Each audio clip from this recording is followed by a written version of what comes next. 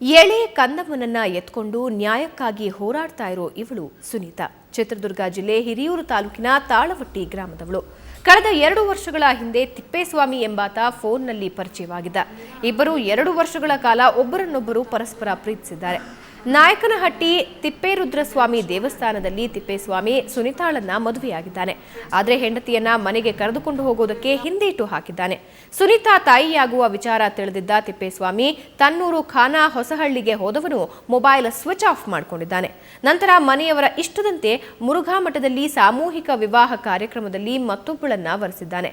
ಇದನ್ನ ಕೇಳಲು ಹೋದ್ರೆ ಸುನೀತಾ ಅತ್ತೆ ಮಾವ ಇಬ್ಬರು ಮನೆಗೆ ಬಾರದಂತೆ ಬೆದರಿಕೆ ಹಾಕಿದ್ದಾರೆ. ಇವಳ ಮೇಲೆ ಹಲ್ಲೆ ಮಾಡಿದ್ದಾರೆ. ಕೆಳಜಾತಿಯವಳು ಅನ್ನೋ ಕಾರಣಕ್ಕೆ ಅತ್ತೆ ಮಾವ ಮನೆಗೆ ಸೇರಿಸ್ತಾ ಇಲ್ಲ ಅನ್ನೋದು ಸುನೀತಾ ಅಳಲು. ಸುನೀತಾ ದಲಿತ ಕುಟುಂಬಕ್ಕೆ ಸೇರಿದವಳು ಅಂತ ತಿಳಿದ ಮೇಲೆ ಇನ್ನಷ್ಟು ಕಿರುಕುಳ ನೀಡಿದ್ದಾರಂತೆ. ಖಾನಾ ಹೊಸಹಳ್ಳಿಯ ಮುಖಂಡರು ಸೇರಿ ಪಂಚಾಯಿತಿ ನಡೆಸಿ ಸುನೀತಾಳಿಗೊಂದು ಮನೆ ಮಾಡಿಕೊಟ್ಟಿದ್ದಾರೆ.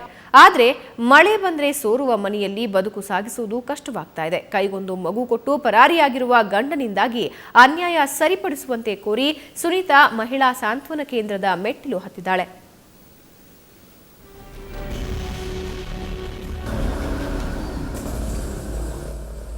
ಈತ ನನ್ನ ಗಂಡ ಡೆಲಿವರಿ ಆದಮೇಲೆ ಕರ್ಕೊಂಡು ಹೋಗ್ತೀನಿ ನಾನು, ಅಲ್ಲಿವರೆಗೆ ಇರಲಿ ತಾಯಿ ಇದ್ದಾಳೆ ನೋಡ್ಕೊತಾಳೆ ಅಂತ ಅಂದು.